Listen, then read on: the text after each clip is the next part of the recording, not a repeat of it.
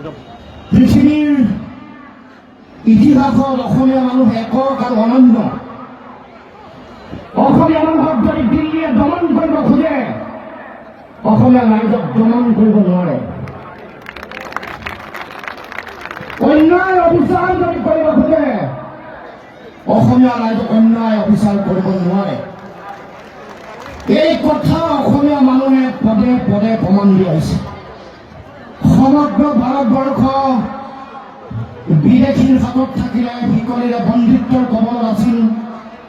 নিজৰ স্বাভিমান বুলি কোৱা মানুহৰ যিটো বিষয়, সেইটো বিষয় মাটিত মিলি গৈছিল। ভাৰতবৰ্ষৰ বিভিন্ন প্ৰান্তত ভাৰতীয় মানুহৰ স্বাভিমান অহংকাৰ ৰক্ষা কৰিছিল অসমীয়া মানুহে। শুক্ৰবাৰ অসমৰ মানুহক বিদেশীৰ আক্ৰমণ পাৰিলে অসমীয়া মানুহক দমন কৰিবৰ কাৰণে অসমীয়া মানুহ পৰাজিত হ'ল জানো? অসমীয়া মানুহৰ পৰাজিত হোৱাৰ চৰিত্ৰ ইতিহাসৰ পৃষ্ঠাত নাই। অসমীয়া মানুহে নিজৰ স্বাভিমান হেৰুৱাৰ কোনো ইতিহাস নাই। অসমৰ সংগ্ৰামী জনতাক কোনো শক্তিয়ে কেতিয়াও নিশেষ কৰিব পৰা নাই, স্বাভিমানক শেষ কৰিব পৰা নাই। আৰু আজি এই খেলপথাৰৰ পৰা ক'ব খুজিছো, যিমান দমন যিমান উৎপীড়ন নহওক লাগিলে অসমৰ খিলঞ্জীয়া জনতাই তাৰ ওচৰত আঁঠু লৈ দ্বিতীয় শ্ৰেণীৰ নাগৰিক হিচাপে জীয়াই নাথাকে। কোনো শক্তিয়ে অসমৰ খিলঞ্জীয়া মানুহৰ আত্মপ্ৰতিষ্ঠাৰ সংগ্ৰামক বন্ধ আৰু স্তব্ধ কৰিব নোৱাৰে।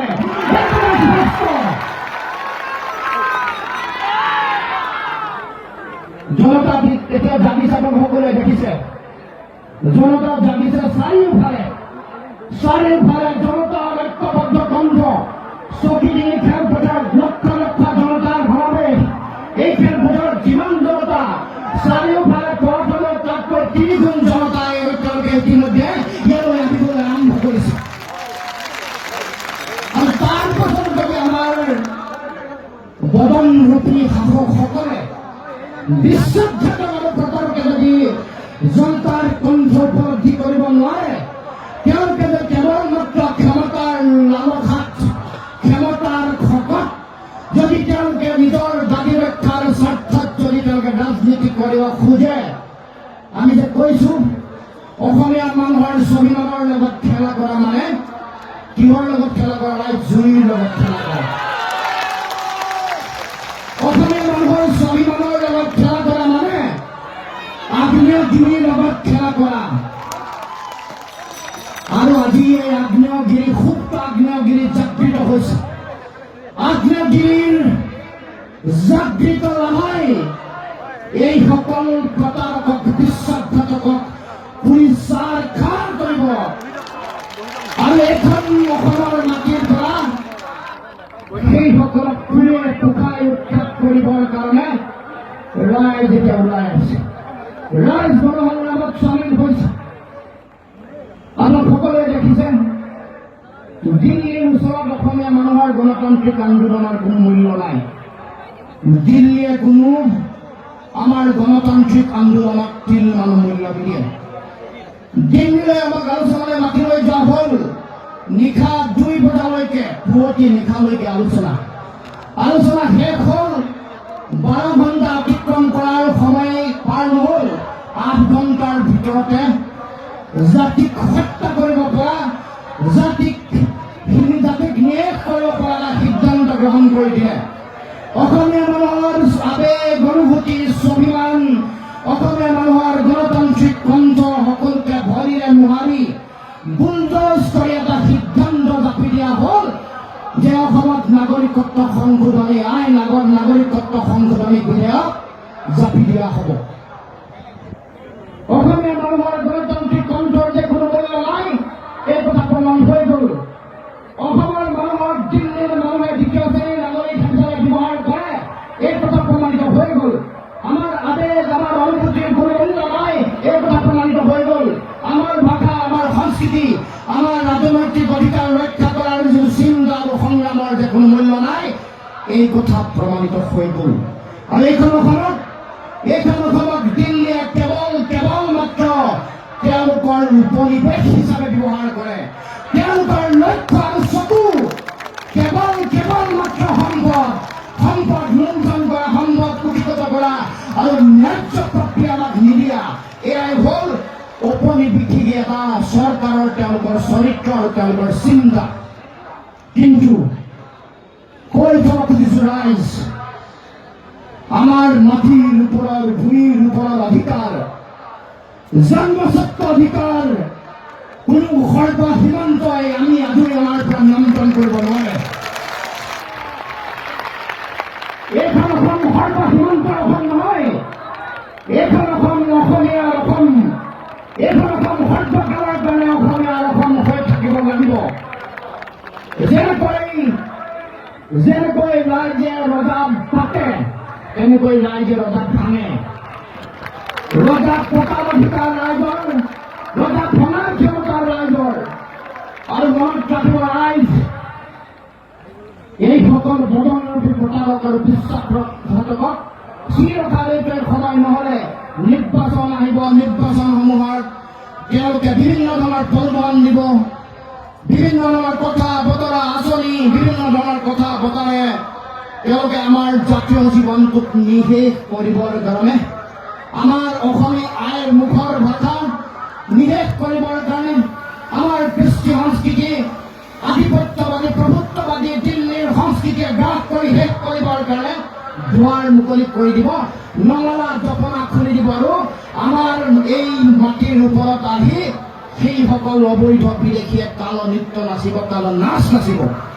আৰু এইখন অসমত সেই দিনটো যেতিয়া আহিব, সেই দিনাই চিলাপথাৰ নিচিনা ঘটনা প্ৰান্তে প্ৰান্তে সংঘটিত হ'ব। এই চকীডিঙিত হ'ব, এই চাচনিত হ'ব, এই চকাইত হ'ব, এই বৰপথাৰত হ'ব। সকলোতে সেইসকল শক্তিয়ে আহি বিভিন্ন প্ৰান্তত আক্ৰমণ কৰিব। গতিকে ৰাইজ, সময় থাকোঁতেই আমি সজাগ সচেতন হ'ব লাগিব। আৰু আজি ৰাইজে এই শক্তি, এই সাহস আমাক সকলোকে সাহস দিছে, প্ৰেৰণা দিছে। আৰু মই আজি এই চৌকিডিঙি খেলপথাৰত মই থিয় হৈ মই দৃঢ়ভাৱে বিশ্বাস কৰিছো যে এইখন অসমত কোনো দিল্লী দিছপুৰে অসমীয়া মানুহৰ স্বাভিমানী সত্তাক নিশেষ কৰিব নোৱাৰে। অসমীয়া মানুহ, অসমীয়া জাতীয় সত্তা নজহা নপমা এটা জাতি সত্তা। যিমান হত্যা নকৰক লাগিলে, বন্দুক বয়নেটৰ যিমান ভয় আৰু ৰঙাচকু নেদেখুৱাক লাগিলে, এইখন অসমত তেজৰ ৰক্তেৰে তেওঁলোকে ফাকু খেলিবৰ কাৰণে খেলি তেওঁলোকে কাল নৃত্য নাচত নালাগিলে, এইখন অসমত বিভিন্ন প্ৰলোভন কৰি, বিভিন্ন বুদ্ধিজীৱীক ব্যৱহাৰ কৰি, উপাচাৰ্যক ব্যৱহাৰ কৰি এই সংগ্ৰামত তেওঁলোকে ভাগ নকৰক লাগিলে, অসমীয়া মানুহৰ স্বাভিমানত, অসমীয়া মানুহৰ সহ্য বীৰ্যত, অসমীয়া জাতীয় জীৱনৰ গৌৰৱ উজ্জ্বল বিজয় নিচানত নীলিম আকাশত জিলিকাই ৰখাৰ পৰা কোনোৱে বাধা দিব নোৱাৰে।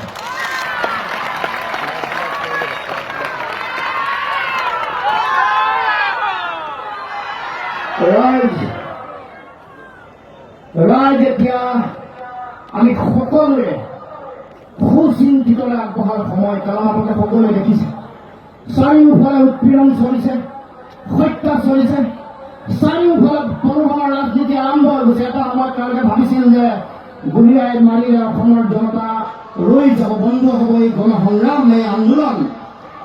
পাঁচগৰাকীকৈ আমাৰ ডেকা সফল হুথাম যুৱকক গুলীয়াই মৰা হ'ল। বহু ব্যক্তিক গুলীয়াই আঘাতপ্ৰাপ্ত কৰিলে। বিভিন্ন ব্যক্তি বিভিন্ন চিকিৎসালয়ত তেওঁলোকে চিকিৎসাধীন হৈ আছে। আমাৰ অতি শ্ৰদ্ধা ৰায় মাতৃসকলৰ শৰীৰত লাঠিৰ কোট পৰিল।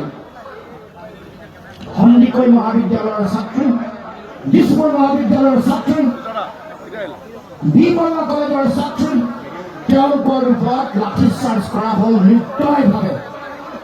ৰাজপথত সেই ছাত্ৰীসকল, সেই মহিলা পৰি গ'ল।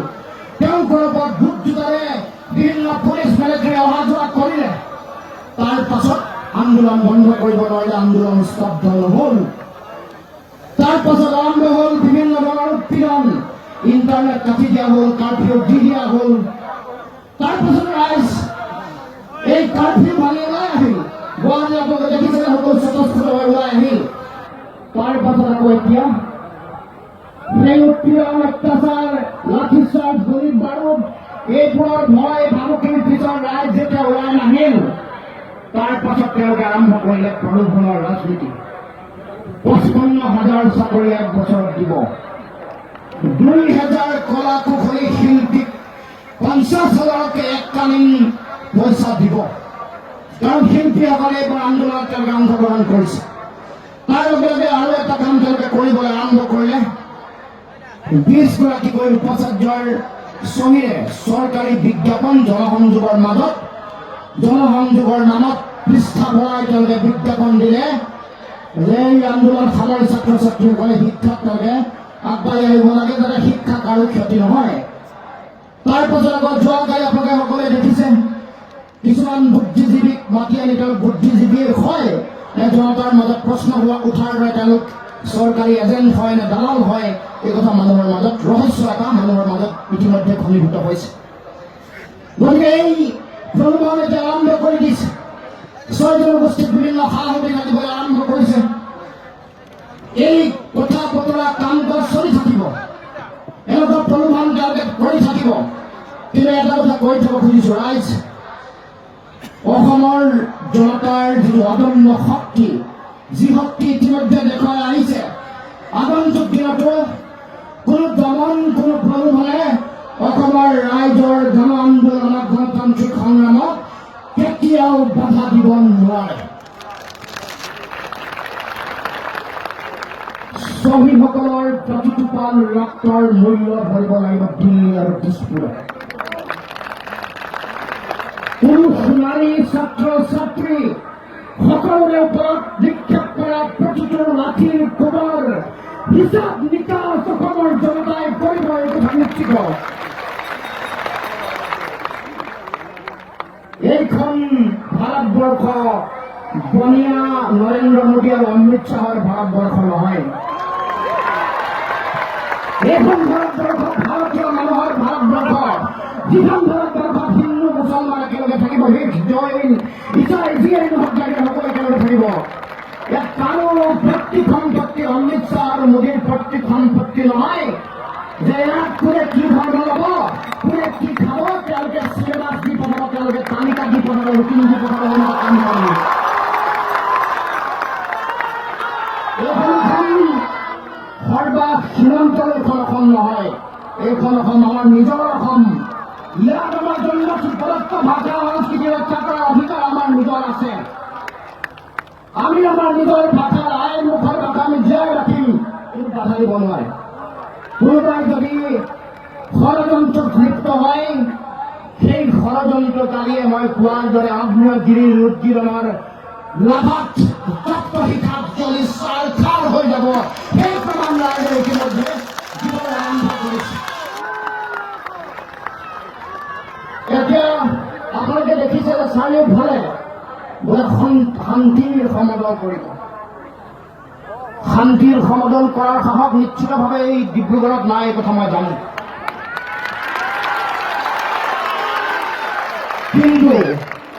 কিন্তু মই কব খুজিছো, এই যি শান্তিৰ কথা কৈছে, এই শান্তিত বিস্মিত কৰিছে কোনে? চৰকাৰে বিস্মিত কৰিছে। তাৰ বাতিল কৰি দিয়া অসমত শান্তি আহি যাব। জনতাৰ ওপৰত অন্যায় অত্যাচাৰ অবিচাৰ বন্ধ কৰা, অসমত শান্তি আহিব। আৰু তোমালোকে আপেক্ষিক যিটো শান্তিৰ কথা কব খুজিছা, এই শান্তিৰ সমদলে অসমৰ জাতীয় জীৱনৰ কাৰণে সৰ্বকালৰ কাৰণে অশান্তি আনিব, এই কথা নিশ্চিত। সৰ্বকালৰ কাৰণে অশান্তি আনিব, সৰ্বকালৰ কাৰণে ইয়াত বিদেশীয়ে আক্ৰান্ত কৰিব অসমৰ ৰাইজক। অসমৰ জনতাক বিদেশীৰ নামত ভাগ কৰিব, অসমৰ ভাষা কৃষ্টি সংস্কৃতি কাঢ়ি লৈ যাব, আৰু এইখন অসমত সেইকাৰণে সৰ্বকালৰ কাৰণে অশান্ত হৈ থাকিব, অশান্তি বিৰাজমান কৰিব। গতিকে প্ৰকৃত জনতাৰ কণ্ঠৰ মৰ্মাৰ্থ আৰু মূল্য বুজিবলৈ উপলব্ধি কৰিবৰ কাৰণে প্ৰচেষ্টা হাতত লোৱা, অন্যথা এইখন অসমত জনতাৰ হৃদয়ত থকা যিটো হৃদয়ত শান্তিৰ আকুল আহ্বান, সেই আহ্বানক কেতিয়াও তোমালোকৰ এই শান্তি সমাধানে কেতিয়াও চুব নোৱাৰে। অশান্ত হৈ থাকিব অসম, অশান্ত হৈ থাকিব অসমৰ জনতাৰ হৃদয়, অশান্ত হৈ থাকিব অসমৰ জনতাৰ চিন্তা চেতনাৰ তেওঁলোকৰ আধাৰ।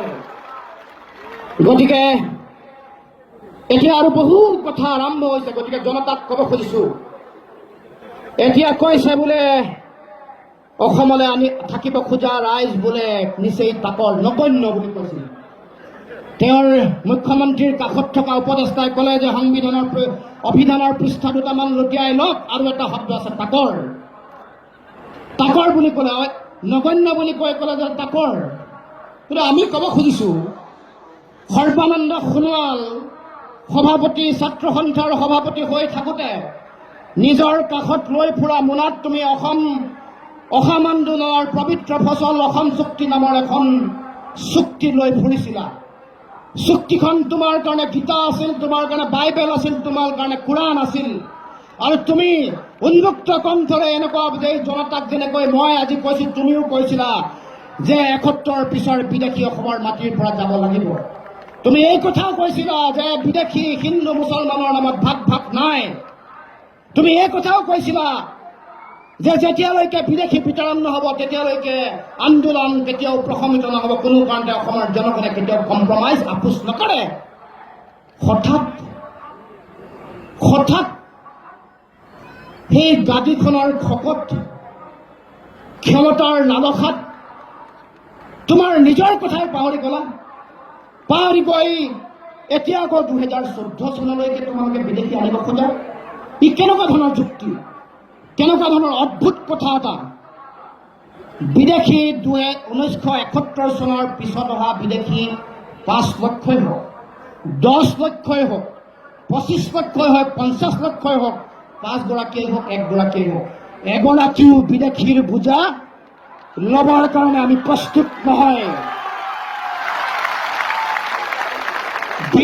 বিদেশীয়ে হিন্দুৱেই হওক, মুছলমানেই হওক, কোনো বিদেশীৰ বোজা আমি অসমৰ ৰাইজে ল'বলৈ প্ৰস্তুত নহয়, এই কথা স্পষ্ট। ৭১ চনৰ ২৫ মাৰ্চৰ পিছত অহা হিন্দু বিদেশীয়েই হওক, মুছলমান বিদেশীয়েই হওক, অসমৰ মাটিৰ পৰা সকলো যাবই লাগিব। ইয়াৰ কোনো বিকল্প নাই, এয়া স্পষ্ট কথা। তোমালোকৰ বাহিৰৰ মানুহৰ প্ৰতি যদি ইমান প্ৰেম,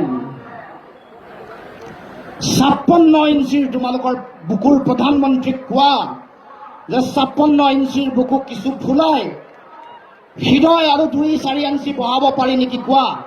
আৰু প্ৰয়োজন হ'লে এই বিদেশীসকলে ৫ লক্ষ, ১০ লক্ষ, ১৫ লক্ষ গুজৰাটলৈ লৈ যাওঁ। এই দম মুখ্যমন্ত্ৰীৰ আছেনে নাই, এই সাহস হিমন্তৰ আছেনে নাই। অমৃত শ্বাহ আৰু নৰেন্দ্ৰ মোদীৰ ৰঙা চকুক দেখি তোমালোকৰ হৃদয়ৰ কঁপনি প্ৰতি মুহূৰ্ত, প্ৰতি নিয়ত তোমালোকৰ হয় নেকি। পুৱা উঠাৰ পৰা নিশা শোৱালৈকে জনতাৰ গৰ্জন, এই ডিব্ৰুগড়ৰ জনতাৰ গৰ্জন শুনিবৰ কাৰণে হিমন্ত আৰু সৰ্বানন্দ সোণোৱালৰ, অমৃত শ্বাহ আৰু নৰেন্দ্ৰ মোদীৰ ৰঙা চকু দেখি মুখ বোবা, কাণ কলা আৰু চকু অন্ধ হৈ গ'ল নেকি, এই প্ৰশ্ন কৰিব খুজিছো।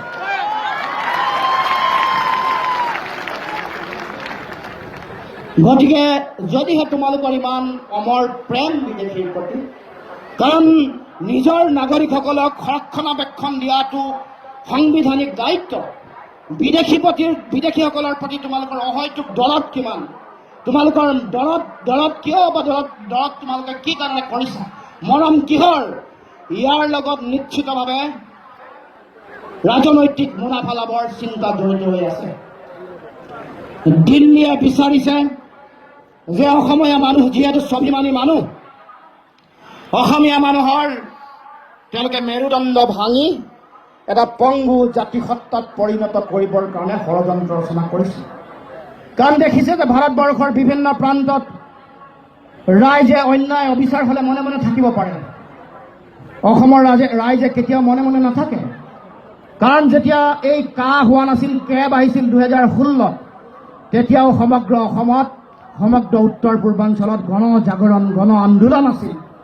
তেতিয়াও আমাৰ এই আন্দোলনৰ কণ্ঠই দিল্লীক চুব পৰা নাছিল, সেইকাৰণে উপলব্ধি কৰা নাছিল, বা তেওঁলোকে আমাৰ এই আন্দোলনক মূল্য নিদিয়ে, সেইকাৰণে এই আন্দোলনক তেওঁলোকে গুৰুত্ব নিদি ইয়াক এইখন আইন জাপি দিয়া হ'ল। আৰু সেইকাৰণে তেওঁলোকে এতিয়া আপোনালোক সকলোৱে দেখিছে যে সমগ্ৰ ভাৰতবৰ্ষ এতিয়া অসমৰ ৰাইজে সাৰ পুৱাই দিলে, জাগৃত হ'ল ভাৰতবৰ্ষৰ জনতা আৰু জগাই তুলিলে অসমীয়া মানুহে। আৰু সেইকাৰণে অসমীয়া মানুহৰ শক্তি কিমান দেখিছে হ'ব পাৰোঁ। আৰু আমি 3,29,00,000 মানুহ, অসমীয়া মানুহ হাবিত থকা সিংহৰ দৰে, জংগল বুলি কৈছিলাতো, জংগল বুলি অসমক কৈছিলাতো, গম পাই লোৱা জংগলত সিংহই থাকে। আৰু সিংহৰ গোজৰণিত এতিয়া ভাৰতবৰ্ষ হাৰ পাই উঠিছে। অকল ভাৰতবৰ্ষৰ হাৰ পাই থকা নাই, টেমছ নদীৰ পাৰত থকা ব্ৰিটিছ ইংলেণ্ডৰ মানুহ হাৰ পাই উঠিছে। বোষ্টন আৰু কেলিফৰ্ণিয়াত থকা ইংলেণ্ডৰ মানুহ হাৰ পাই উঠিছে। ছিংগাপুৰ আৰু আয়াৰলেণ্ডৰ মানুহ হাৰ পাই উঠিছে। মধ্যপ্ৰাচ্যৰ আৰৱ আৰু কুৱেইট, এইসমূহ ৰাজ্য, এইসমূহ ৰাষ্ট্ৰত জনতা হাৰ পাই উঠিছে।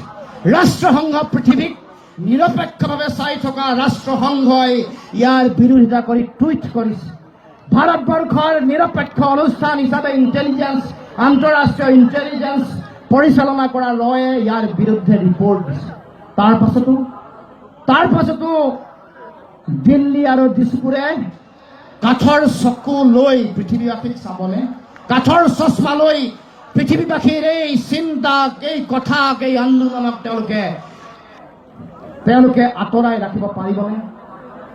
কোনো কাৰণত আজি পৃথিৱীত যি কথা প্ৰতিষ্ঠা হৈ গ'ল, সেই কথাই কেতিয়াও আমাৰ গণ আন্দোলনক কেতিয়াও বিচলিত কৰিব নোৱাৰে, কেতিয়াও আমাক এই আন্দোলনৰ পৰা পিছ হুহকি অহাৰ ক্ষেত্ৰত ৰাইজক কেতিয়াও কোনো কাৰণতে বাধা দিব নোৱাৰে, এই কথা নিশ্চিত। আমি সকলোৱে সেইকাৰণে আগন্তুক দিনত আমি এই বিষয়সমূহ আমি পৰিকল্পিত ৰূপত আমি আগবঢ়াই লৈ যাব লাগিব। শাসন এতিয়া দমন আৰম্ভ হৈছে। দমন প্ৰলোভনৰ যোগেদি সমাজৰ বিভিন্ন প্ৰান্তৰ ৰাইজক বিচলিত কৰিবৰ কাৰণে চিন্তা চৰ্চা কৰিছে। এতিয়া আপোনালোকে সকলোৱে জানে যে দুটা অসমৰ আধ্যাত্মিক বৌদ্ধিক বিদ্যাতনিক জগতৰ দুটা শ্ৰেণী, দুটা গ্ৰুপে তেওঁলোকে বিজ্ঞাপনত অংশগ্ৰহণ কৰিলে। 20 গৰাকী উপাচাৰ্যসকল হ'ল সমাজৰ বৌদ্ধিক আৰু বিদ্যাতনিক নেতৃত্ব দিয়া মূল ব্যক্তি। যি সময়ত জনতাৰ গণতান্ত্ৰিক আন্দোলনৰ কণ্ঠ মূল্য বুজি নাপায় উপাচাৰ্য, যি সময়ত উপাচাৰ্যৰ দায়িত্ব আছিল দিল্লীলৈ গৈ প্ৰধানমন্ত্ৰী, ৰাষ্ট্ৰপতি, উপৰাষ্ট্ৰপতি আৰু গৃহমন্ত্ৰীক লগ কৰি ক'বলৈ যে অসম অশান্ত জৰ্জৰ, অসমৰ জনতাই চাৰিওফালে আন্দোলন কৰিছে, ছাত্ৰ ছাত্ৰী ৰাজপথলৈ আহিছে, আপোনালোকে এই যুক্তিপূৰ্ণ গণতান্ত্ৰিক আন্দোলনক আপোনালোকে উপলব্ধি কৰক আৰু অসমৰ ৰাইজৰ এই কণ্ঠক মৰ্যাদা দিয়ক। এই কাম নকৰিলে 5 গৰাকীকৈ এই ব্যক্তিৰ মৃত্যু হ'ল। ছাত্ৰ কেইবাগৰাকীও আছে। এই ছাত্ৰসকলৰ মৃত্যুত মৰ্মবেদনা দিবৰ কাৰণে তেওঁলোকৰ আহৰি নহ'ল। চৰকাৰখনেওতো আজিলৈকে সেই মৰ্মবেদনা তেওঁলোকে প্ৰকাশ নকৰিলে। তেওঁলোকে আজিলৈকে এই কথা এটা শব্দও, বহু সংবাদ মেল দিলে আপোনালোকে দেখিছে, কিন্তু এবাৰো মানুহৰ যে মৃত্যু হ'ল, মানুহ আঘাতপ্ৰাপ্ত হৈ আছে, একো কথাই কোৱা নাই। এতিয়া আকৌ এই মৃত্যু হোৱা ব্যক্তিসকলক মাওবাদী সজাবৰ কাৰণে উঠি পৰি লাগিছে।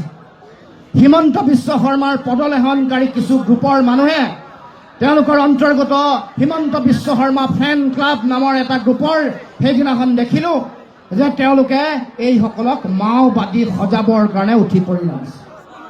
এই ষড়যন্ত্ৰ আৰম্ভ হৈছে। তাৰ লগে লগে যোৱাকালি পৃষ্ঠা ভৰাই আবেদন কৰিছে। আবেদন কৰোঁতে আপোনালোকে দেখিছে যে এই গণ আন্দোলনটোৰ মাজত বোলে তেওঁলোকে ৰহস্য বিচাৰি পাইছে। আমি ক'ব খুজিছোঁ, তোমালোকৰ যি বক্তব্য আছে তাত ৰাইজে ৰহস্য বিচাৰি পাইছে। তোমালোক চৰকাৰৰ পদলেহনকাৰী যে হয় তাৰ ৰহস্য বিচাৰি পাইছে। তোমালোক চৰকাৰৰ যে এজেণ্ট হয় তাৰ ৰহস্য বিচাৰি পাইছে। জনতাই এই ৰহস্য বিচাৰি পাইছে, তোমালোক চৰকাৰৰ দালাল। এই ৰহস্য বিচাৰি পাইছে। তেওঁলোকৰ নামত থকা এই দীঘলীয়া লিষ্টখনত দেখিব তেওঁলোকৰ মানুহৰ মুখটো এখনেই থাকে। তাত এসময়লৈকে কেইগৰাকীমান মানুহ দুমুখীয়া আছিল। এতিয়া তেওঁলোকৰ মুখ ইমানেই বাঢ়ি গ'ল, তেওঁলোক এতিয়া বহুমুখী হৈ গ'ল। কংগ্ৰেছ আহিলে কংগ্ৰেছ, এজিপি আহিলে এজিপি, বিজেপি আহিলে বিজেপি, সকলোকে তৈলবৰ্জন আৰু প্ৰদৰ্শন। কাইলৈ পৰহিলে ভগৱানে নকৰক AIDF আৰু বেলেগ ৰাজনৈতিক দল আহিলে সেইবোৰ তেওঁলোকে কৰিব। যিয়ে নহওক লাগিলে তেওঁলোকে কৰিব লক্ষ্য, কাৰণ তেওঁলোকৰ লক্ষ্য বঁটা বাহন। তেওঁলোকৰ কামেই সেইটো। ৰাইজক তেওঁলোকে আৰু কৈছে বোলে আন্দোলনৰ কাৰণে বোলে অসমৰ আৰ্থ সামাজিক পৰিৱেশ পৰিস্থিতি পিছুৱাই গৈছে।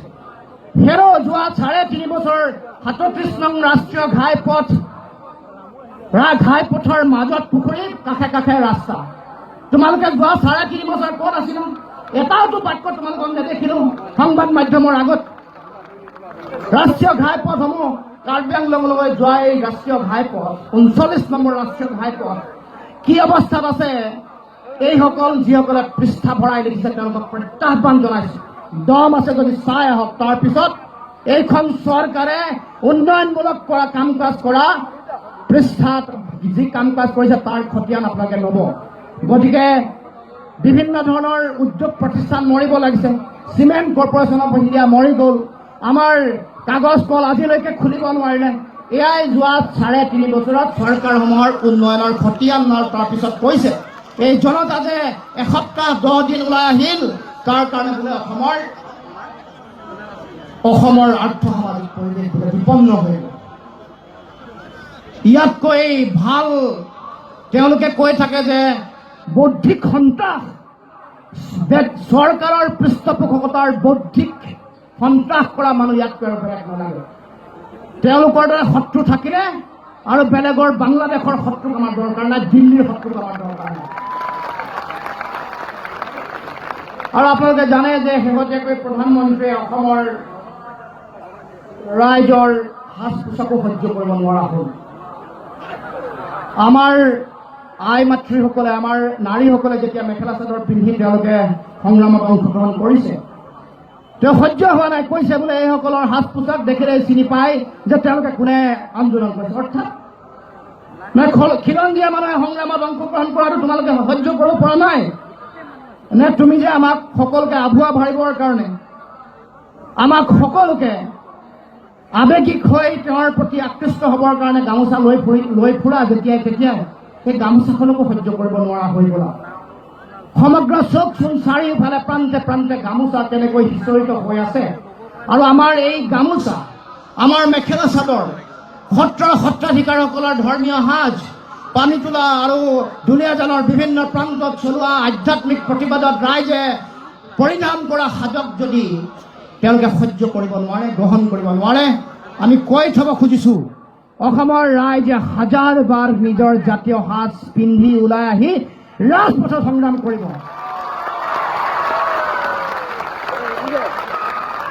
গতিকে ৰাইজ এতিয়া প্ৰত্যুত্তৰ দিয়াৰ সময়। ইতিমধ্যে প্ৰত্যুত্তৰ আৰম্ভ হৈ গৈছে। যিমান কা দিবলৈ চেষ্টা কৰি আছে, যিমান কা কৰি আছে, সিমানে তেওঁলোকক যা কৈ আছে। যিমান কা কৈ আছে সিমানে যা কৰিছে। ঝাৰখণ্ডত যা কৰি আছে। ভাৰতবৰ্ষৰ ৰাইজ এতিয়া এই স্বৈৰতান্ত্ৰিক শাসন ব্যৱস্থা, অটক্ৰেচি মানে ফেচিষ্ট যিটো শাসন আছিল তাতকৈ ওপৰৰ শাসন। নতুন এটা বাদ আৰম্ভ হ'ব। এইটো কি বাদ বুলি কয়? মোদী বাদ বুলি কয়, অমিত শ্বাহ বাদ বুলি কয়। ফেচিবাদতকৈ অকণমান ওপৰত হ'ব, এইটো নিশ্চিত। এইটো নিশ্চিত যে ফেচিবাদতকৈ অলপ ওপৰত হ'ব। এতিয়া ঝাৰখণ্ডৰ ৰাইজে কৈ দিলে যে নহয়, এই স্বৈৰতান্ত্ৰিক স্বৈৰচাৰী শাসন চলাব নোৱাৰিবা। তোমালোকক এতিয়া বিদায় দিয়াৰ সময়। বিদায় দি দিছে। বিদায় দি কালি সেইকাৰণে ৰাজনৈতিক এটা বাৰ্তা ভাৰতবৰ্ষৰ মানুহে দিলে। ইমান দিনে ভাৰতবৰ্ষৰ মানুহে সামাজিক বাৰ্তাই দিছিল যে এইখন বিল যিহেতু অসাংবিধানিক, ধৰ্মৰ ভিত্তিত বিদেশীক ভাগ কৰিব খোজা হৈছে, এইখন বিলে উত্তৰ পূবৰ মানুহৰ সমাজ সংস্কৃতি সভ্যতাৰ প্ৰতি প্ৰত্যাহ্বান আনিছে।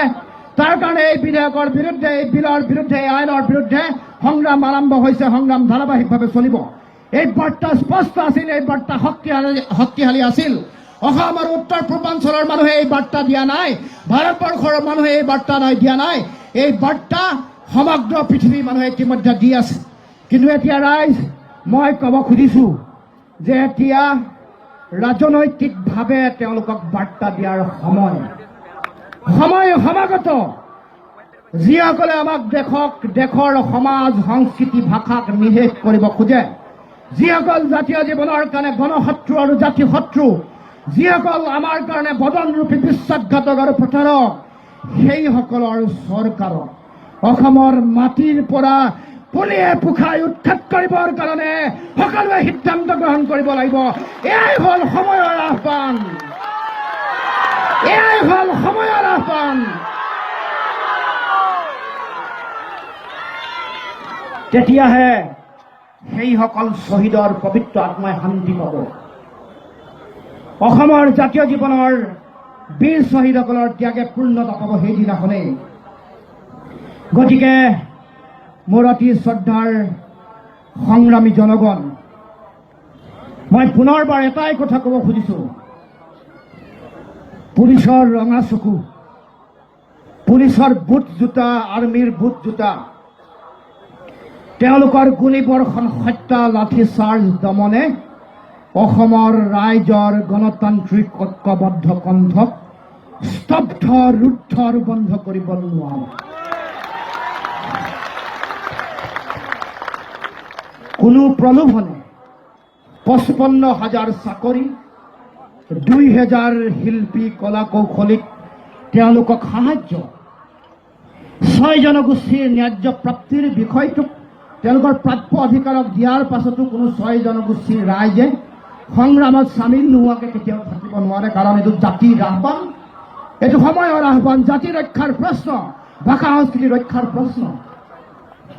বিশ্ববিদ্যালয়ৰ উপাচাৰ্যৰ তেওঁলোকৰ এই আন্দোলনক বিপথে পৰিচালিত কৰিব খোজা কোনো চিন্তাই, কোনো আহ্বানে গণসংগ্ৰামক বন্ধ কৰিব নোৱাৰে। কোনো বুদ্ধিজীৱীৰ এই আন্দোলনক বেলেগ এটা ৰূপ দিবৰ কাৰণে কৰা চৰকাৰৰ পদলেহন কৰি, চৰকাৰৰ দালাল আৰু চৰকাৰৰ পদলেহন কৰি কাম কাজ আৰু আহ্বানে এই আন্দোলনক কেতিয়াও বন্ধ কৰিব নোৱাৰে। অসমৰ খিলঞ্জীয়া মানুহৰ, অসমীয়া মানুহৰ সকলোৰে সমন্বিত প্ৰচেষ্টাত যিসকল মানুহৰ গাত অসমীয়া মানুহৰ, অসমৰ স্বাভিমান জড়িত হৈ আছে, নজহা নপমা অসমীয়া মানুহে অসমীয়া সমাজ জীৱনলৈ, অসমৰ সমাজ জীৱনলৈ অহা এইবোৰ সকলো প্ৰত্যাহ্বান উফৰাই সৰ্বকালৰ কাৰণে অসমীয়া মানুহৰ প্ৰভুত্ব আৰু আধিপত্য এইখন অসমত প্ৰতিষ্ঠা কৰিব। সৰ্বকালৰ কাৰণে খিলঞ্জীয়া অসমীয়া মানুহে নিজৰ ৰাজনৈতিক অধিকাৰ সৰ্বকালৰ কাৰণে আজুৰি আনি সৰ্বকালৰ কাৰণে নিজক শাসন কৰি থকাৰ অধিকাৰ সাব্যস্ত কৰিব, এই কথা নিশ্চিত। আত্মনিয়ন্ত্ৰণ নিজৰ হাতত থাকিব, ৰাজনৈতিক অধিকাৰ নিজৰ হাতত থাকিব। কোনো অবৈধ বিদেশীয়ে আমাৰ হাতৰ পৰা এই অধিকাৰ কাঢ়ি লৈ যাব নোৱাৰে। আমি কেতিয়াও কোনো বিদেশী শক্তিৰ ওচৰত আঁঠু লৈ দ্বিতীয় শ্ৰেণীৰ নাগৰিক হিচাপে জীয়াই থাকিব নোখোজো। এইখন অসম অসমীয়া মানুহৰ, খিলঞ্জীয়া অসমীয়া মানুহৰ অসম। এইখন অসম সৰ্বকালৰ কাৰণে এইখন অসম অসমীয়া মানুহৰ অসম হৈ থাকিব লাগিব। ইয়াত কোনো অবৈধ বিদেশী বাংলাদেশীৰ দপদপনি কেতিয়াও নচলিব, এই কথাও নিশ্চিত।